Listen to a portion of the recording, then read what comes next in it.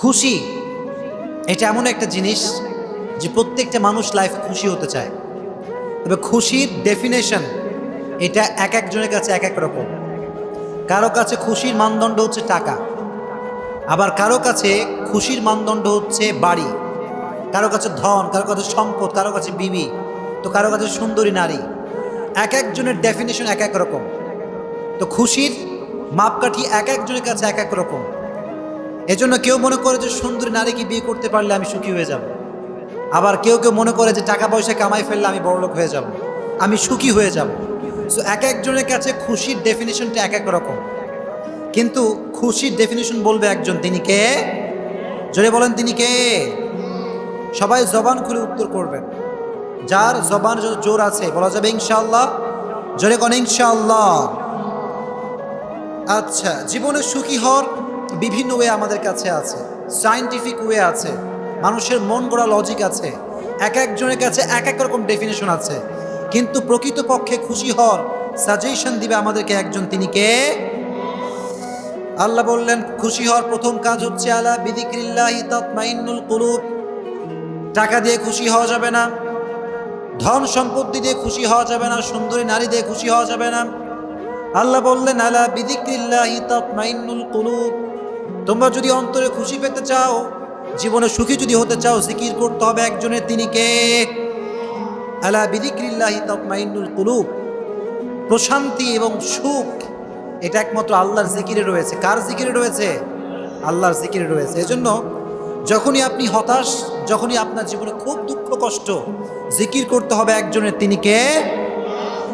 এজন্য আল্লাহ বললেন টাকা দিয়ে সুখ অর্জন করা যাবে না, সুন্দরী নারী দিয়ে সুখ অর্জন করা যাবে না, জিকির করতে হবে একজনের, তিনি কে? আবার আল্লাহর হাবিব বললেন তুমি যদি তোমার জীবনে সুখী হতে চাও, যদি তুমি তোমার জীবনে সুখ অর্জন করতে চাও, সুখে দুঃখে ডাকতে হবে একজনকে, তিনি কে? আব্দুল্লাহ ইবনে আব্বাস রাদিয়াল্লাহু তাআলা আনহু বলেছেন যে কেউ যদি তার লাইফে সুখী হতে চায়, সে যেন তার দুঃখের সময় আল্লাহকে স্মরণ রাখে, সুখের সময় আল্লাহকে স্মরণ রাখে। কারণ সুখে দুঃখে আমাদেরকে সব সময় আমাদেরকে অবস্থায় নিপতিত করে একজন, তিনি কে? এজন্য সুখেও আমরা আল্লাহকে স্মরণ রাখবো, দুঃখেও আমরা আল্লাহকে স্মরণ রাখবো। আব্দুল্লাহ ইবনে আব্বাস রাদিয়াল্লাহু তাআলা আনহু বলেছেন যে যদি তুমি তোমার সচ্ছল অবস্থায় আল্লাহকে স্মরণ রাখতে পারো, তুমি যদি তোমার সুখের অবস্থায় আল্লাহকে স্মরণ রাখতে পারো, তো তোমার দুঃখের অবস্থায়, তোমার কষ্টের অবস্থায় তোমাকে স্মরণ রাখবে একজন, তিনি কে? আল্লাহ। এজন্য সুখে দুঃখে স্মরণ করতে হবে আল্লাহকে। আল্লাহ বললেন টাকা দিয়ে সুখ অর্জন করা যাবে না, পয়সা দিয়ে সুখ অর্জন করা যাবে না, আল্লাহ জিকিরে সুখ রেখে দিয়েছে একজন, তিনি কে? আল্লাহ। এটি হচ্ছে প্রথম আমল, যে সুখে দুঃখে আল্লাহর জিকির করতে হবে। পারা যাবে ইনশাআল্লাহ? সবাই ইনশাআল্লাহ পড়েন না, জবান খুলে সবাই বলেন ইনশাআল্লাহ। ভেরি গুড, মাশাআল্লাহ। এটি হচ্ছে এক নাম্বার, যে আমরা আল্লাহ জিকির করব।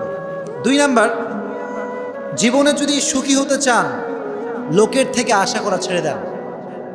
মানুষের থেকে কিছু আশা করা যাবে। অনেকে খালি লোকের কাছে আশা করে যে আমাকে অমুকে এটা দিবে, অমুকে সেটা দিবে, এত আশা মানুষের ভিতরে কাজ করে। কিন্তু যে ব্যক্তি মানুষের থেকে কিছু আশা করে, সে জীবনে কখনো সুখী হতে পারে। কারণ পৃথিবীর কেউ কিছু দিতে পারে না, দিতে পারে একজন, তিনি কে? আল্লাহ। এজন্য সুখী যদি হতে চান লাইফের, এই যে মানুষের থেকে চাওয়ার যে মনোমানসিকতা, যে মানুষ দিবে, অমুকে দিবে, তমুকে দিবে, এই সমস্ত মনোমাইন্ড ভেতরে বিলং করা যাবে। এজন্য আজ থেকে মনে রাখবেন যে মানুষ আপনাকে কিচ্ছু দিবে না। মানুষের থেকে চাওয়ার যে মনোমাইন্ড, এটা চেঞ্জ করা যাবে ইনশাআল্লাহ। জোরে করেন, সবাই বলেন ইনশাআল্লাহ। এজন্য লোকের থেকে চাওয়ার ইচ্ছাটা একদম বাদ দিয়ে দেন। লোকে আমার কিছু দিবে না, আমার বিপদে কেউ আমার কাজে আসবে না, আমার কষ্টে কেউ আমার কাজে আসবে না, এই অ্যাটিটিউড ভিতরে রাখবেন যে মানুষের কাছে আমি কখনো কিছু চেতে পারি না। এটা হচ্ছে 2 নাম্বার টিপস। 3 নাম্বার, জীবনে যদি সুখী হতে চান, সবচেয়ে উত্তম পন্থা হচ্ছে তাহাজ্জুদের নামাজ। কিসের নামাজ? তাহাজ্জুদের নামাজ। আমরা তো আসলে ফরজটাই ঠিক মতো পড়ি না, তাহাজ্জুদ তো বহুত দূর কি বাত। কিন্তু আল্লাহ বলছেন তোমার লাইফে যদি খুব বেশি চাওয়া পাওয়া থাকে, তোমার কোনো একটা ড্রিম যদি থাকে, তাহাজ্জুদের সময় ডাকলে শুনবে একজন, তিনি কে? This is the perfect time if you want something from your heart. মন থেকে যদি কিছু চান, তাহাজ্জুদের সময় শেষ রাত্রিতে ফজরের পূর্বে উঠা যাবে ইনশাআল্লাহ? জোরে কোন ইনশাআল্লাহ। তাহাজ্জুদের সময় উঠে আপনার যত কষ্ট আছে, যত আকাঙ্ক্ষা আছে, রবের কাছে বলা যাবে ইনশাআল্লাহ। এই তাহাজ্জুদের সময়টা বড় বরকতের সময়। কেউ যদি পড়াশোনা করতে চায় সেজন্য এই সময় উঠে যায়। পড়াশোনায় বরকত দিবে একজন, তিনি কে? এজন্য তাহাজ্জুদ পড়তে হলে প্রথম যে কন্ডিশন সেটা হচ্ছে ফরজের যে বিধান, এটা আদায় করতে হবে। কেউ যদি ফরজ নামাজ ঠিক মতো আদায় করতে না পারে, সে তাহাজ্জুদ পড়া তৌফিক কখনো পাবে। এজন্য 3 নাম্বার যে ওয়ে সেটা হচ্ছে এই যে তাহাজ্জুদের সময় আল্লাহর কাছে চাইবেন যে আল্লাহ, আই ওয়ান্ট হ্যাপিনেস, আমি লাইফে সুখ চাই, দুঃখ আমি কখনো চাই না। এজন্য তাহাজ্জুদের সময় উঠে আল্লাহর কাছে সুখী হওয়ার দোয়া করা যাবে ইনশাআল্লাহ। সব কথা বলবেন, সুখের কথা, দুঃখের কথা, আপনার লাইফে অনেক পেরেশানি, সব কথা আল্লাহর কাছে খুলে বলা যাবে ইনশাআল্লাহ।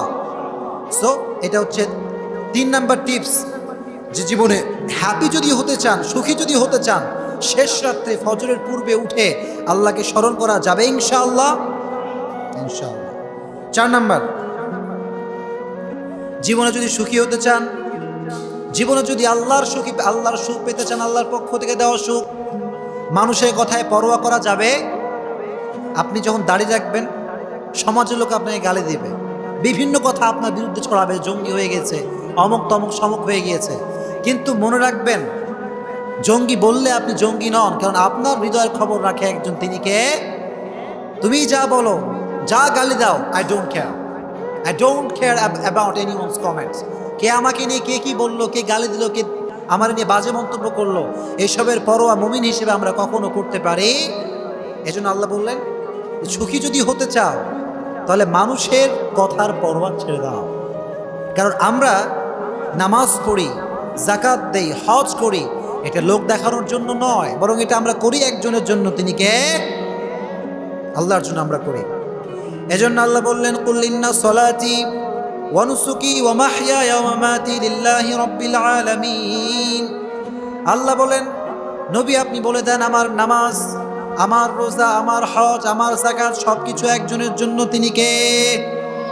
আমার জীবন, আমার মরণ, everything just for my lord, সবকিছু আমার রবের জন্য। এজন্য আমি যখন নামাজ পড়ছি, আমি যখন জিকির করছি, আমি যখন যাকাত আদায় করছি, লোকে কি কি বলল, কোন মানুষ আমাকে বাজে কমেন্ট করলো, কে আমাকে ভালো বললো, কে আমাকে খারাপ বললো, আই ডোন্ট কেয়ার। আমি কাউকে পরোয়া করতে পারি। আল্লাহ আমাদের সবাইকে বোঝার তৌফিক দান করুক, পড়না আমিন। এজন্য ভালো করে সবাই মনোযোগ দিবেন, সবাই রিপ্লাই করবেন। আমি সবাইকে বলি, আমার দিকে সবাই তাকান, আমি জিজ্ঞেস করব, সবাই জোরসে উত্তর দিবেন। জীবনে যদি সত্যিকার অর্থে সুখী হতে চান, আল্লাহর বিধান যখন পালন করবেন, দাড়ি যখন রাখবেন, আল্লাহর পথে যখন চলবেন, মানুষ যতই গালিগালাজ আপনাকে করুক, কখনো কোনো প্রকার কোনো পরোয়া করা যাবে ইনশাআল্লাহ। মাশাআল্লাহ, ভেরি গুড। এটা হচ্ছে 4 নাম্বার। 5 নাম্বার উপায় হচ্ছে যে এমন একটা আমল আপনাকে করতে হবে, কিছু প্রশ্ন আসছে, এটা পরে দেখছি আমি। 5 নাম্বার যে আমল সেটি হচ্ছে, মানুষ কি করলে খুশি হবে এই কথা ছেড়ে দেন। মানুষ কি করলে খুশি হবে এরকম চিন্তা আমাদের ভিতরে আছে না নাই? আছে বলেন, আছে। আমরা যখনই কোথাও যাই, পোশাক যখন আমরা পরি, মনে করি হায় হায় এটা কি পছন্দ করবে কিনা মানুষ, ভাবি কি ভাবি না? ভাবি এটা। আবার যখন আমরা কোনো একটা ভালো কাজ করতে যাই, আমরা আল্লাহর কথা ভাবার আগে মানুষের কথা ভাবি।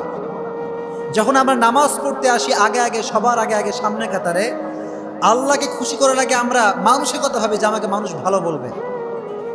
এজন্য কে আপনার কোন কাজে খুশি হবে এটা ছেড়ে দেন, খুশি করার নিয়ত করতে হবে একজনকে, তিনি কে? খুশি করার নিয়ত করবেন আল্লাহ তাআলাকে। এজন্য জীবনে সুখী যদি হতে চান, কে কোন কাজ করলে সুখী হবে, কে কোন কাজ করলে খুশি হবে, এই সমস্ত চিন্তা মাথা থেকে আউট করা যাবে ইনশাআল্লাহ। জোরে কোন ইনশাআল্লাহ। এজন্য আমি অলওয়েজ সবাইকে বলি, যুবকদেরকে, যে দেখেন, কোনো কাজে মানুষের চিন্তা করবেন না যে আমি এটা করলে মনে হয় অমুকে খুশি হবে, অমুকে বাহবা দিবে। এই সমস্ত চিন্তা থেকে ওভারকাম করতে হবে। আমার ইন্টেনশন আমাকে সেট করতে হবে যে আমার খুশি করার উদ্দেশ্য হবে একজনকে, তিনি কে? এজন্য জীবনে খুশি হতে চাইলে মানুষকে খুশি করার নিয়তটা ছেড়ে দেন। কে দুঃখী হলো, কে কষ্ট পেলো, এটা দেখার সময় আমার কাছে নেই। এজন্য 5 নম্বর যে টিপস সেটি হচ্ছে এই, কে কোন কাজে খুশি হলো, কে কোন কাজে নারাজ হলো, এটার দিকে ভ্রুক্ষেপ করার সময় আমার কাছে এক বিন্দু পরিমাণ নেই। এটা হচ্ছে 5 নম্বর টিপস। 6 নম্বর, যদি লাইফে খুশি হতে চান, লাইফে খুশি অর্জন করতে চান, সেক্ষেত্রে একটা টিপস ভালো করে শুনবেন। সেটি হচ্ছে গান নামের যে ভাইরাস, হিন্দি গান, বাংলা গান, ইংলিশ সং, বিটিএস সং, এই সব গান থেকে ডিলিট করা যাবে ইনশাআল্লাহ। যেরকম ইনশাআল্লাহ। এই বাচ্চারা এত লাফালাফি করবে না। এই বাচ্চা তোমরা বসো, এখানে এসে বসো, তোমরা এখানে সামনে বসো, ডিস্টার্ব করো না আলোচনা, খুব আলোচনা সংক্ষেপ, এখানে বসে যাও। আচ্ছা, জীবনে যারা খুশি হতে চায় দেখবেন অনেক সময় ছাগা খেলে মানুষ গান শোনে। গান শোনে না মানুষ? কষ্ট পাইলে গান শোনে, স্যাড একটা গান লাগাই দিল। দোকানে গান চলে, রেস্টুরেন্টে গান চলে, ইভেন পার্লারেও গান চলে। চলে কি চলে না? সব জায়গায় গান চলে। কিন্তু লাইফে খুশি পেতে চাইলে গান শোনা যাবে? কতক্ষণ গান শোনা যাবে? আপনার জীবনে যদি কষ্ট হয় আপনি কোরআন তেলাওয়াত করবেন। কি তেলাওয়াত করবেন? কোরআন তেলাওয়াত করবেন। এই বাচ্চাদেরকে একটু সামলান তো, কি যে কোনো একজন সামলান, বাচ্চাদেরকে যে কোনো একজন। আচ্ছা, এজন্য 6 নম্বর যে টিপস সেটি হচ্ছে আপনার ভেতর থেকে গান শোনার যে মনোমাইন্ড, এটা দূর করা যাবে ইনশাআল্লাহ। সবাই বলেন না ইনশাআল্লাহ? এই যে এদিকে, এই পিচ্ছিরা একদম চুপ, এদিকে আমার দিকে আলোচনা শুনবা, জোরে বলেন ইনশাআল্লাহ। ভেরি গুড, মনোযোগ দিয়ে শোনা পিচ্ছিরা, তোমরা এদিক সেদিক তাকাবা না, শুরু থেকে শেষ পর্যন্ত আমাকে মনোযোগ দিয়ে শোনা যাবে ইনশাআল্লাহ। ওকে, তাহলে সুখী যদি হতে চান, এই যে দুঃখ পেলে গান শোনার যে অ্যাটিটিউড ভিতরে হ্যাবিট, এই হ্যাবিটটা ওভারকাম করা যাবে ইনশাআল্লাহ। এই গানটা যখন আপনি শোনেন, এটা আপনার হৃদয়ে নেফাক সৃষ্টি করে। অনেকে মনে করে দুঃখের সময় গান শুনলে আমার সব দুঃখ দূর হয়ে যাবে। এটা ম্যাটারটা এমন নয়, বরং গান শুনলে ভেতরে আরও জ্বালা পোড়া তৈরি হয়। যুবকরা এটা বোঝে না, কারণ গানের ভেতরে একটা স্যাডনেস যে ইমোশন আছে না নাই? এজন্য গান শোনার মনোমানসিকতা আল্লাহ আমাদেরকে দূর করার তৌফিক দান করুক, পড় না আমিন। এটি হচ্ছে 6 নম্বর টিপস। 7 নম্বর যে টিপস লাইফে খুশি হতে চাইলে সেটি হচ্ছে এই, বিলিভ অন ইউর ডেস্টিনি। ভাগ্যে বিশ্বাস করতে হবে। কিসে বিশ্বাস করতে হবে? জোরে কোন কিসে? কারণ ভালো জিনিস হয় ভাগ্যতে, খারাপ জিনিস হয় ভাগ্যতে। Everything written on your destiny. সব কিছু ভাগ্যে লিখে রেখেছে একজন, তিনি কে? এজন্য ভালো খারাপ যাই হোক, এটা ভাগ্যের পক্ষ থেকেই ঘটে। এজন্য আমার যখনই খারাপ কিছু ঘটবে আমি মনে রাখবো এটা আমার ভাগ্যে লেখা ছিল। যখন এটা বিশ্বাস করতে পারবেন, ভিতরে আর কোনো প্রকার কোনো মানসিক দুশ্চিন্তা, হতাশা আর কিছু থাকতে পারে না। এটি হচ্ছে গুরুত্বপূর্ণ একটি টিপস, যে যখনই আপনি ভাগ্যে বিশ্বাস করবেন দেখবেন আপনার ভেতর থেকে যে দুঃখ কষ্ট এটা অটোমেটিক রিমুভ হয়ে যাবে। এজন্য put your trust on your destiny. ভাগ্যে বিশ্বাস করুন, কারণ ভাগ্যে আগে থেকে সব কিছু লিখে রেখেছে একজন, তিনি কে? পিচ্ছিদেরকে আলাদা করে দেন, কিছু পিচ্ছি এদিকে, কিছু পিচ্ছি এদিকে দেন, তাহলে দেখবেন শয়তানি কম করবে না। সব একসঙ্গে বসলে মাথা খারাপ করে ফেলবে না, ঠিক কি না? আচ্ছা, তাহলে 7 নম্বর যে টিপস সেটি হচ্ছে ভাগ্যে বিশ্বাস করতে হবে। পারা যাবে ইনশাআল্লাহ? আমরা একটা তাকবীর দিই, লিল্লাহি তাকবীর, লিল্লাহি তাকবীর।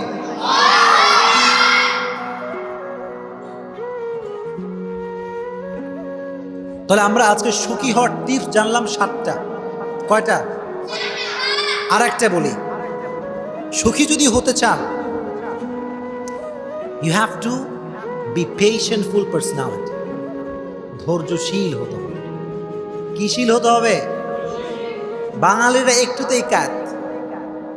ধৈর্য কার কত বেশি এটা পরীক্ষা করতে চাইলে রমজান মাসে তারাবি নামাজ পড়তে যাবে, ঠিক কিনা? তারাবির নামাজে মাশাআল্লাহ 20 রাকাত হইলে 8 রাকাত পড়ে কেমন করে দৌড় দেওয়া যায়, 2 রাকাত পড়ে কেমন করে দৌড় দেওয়া যায়, এরকম লোক আছে না নাই?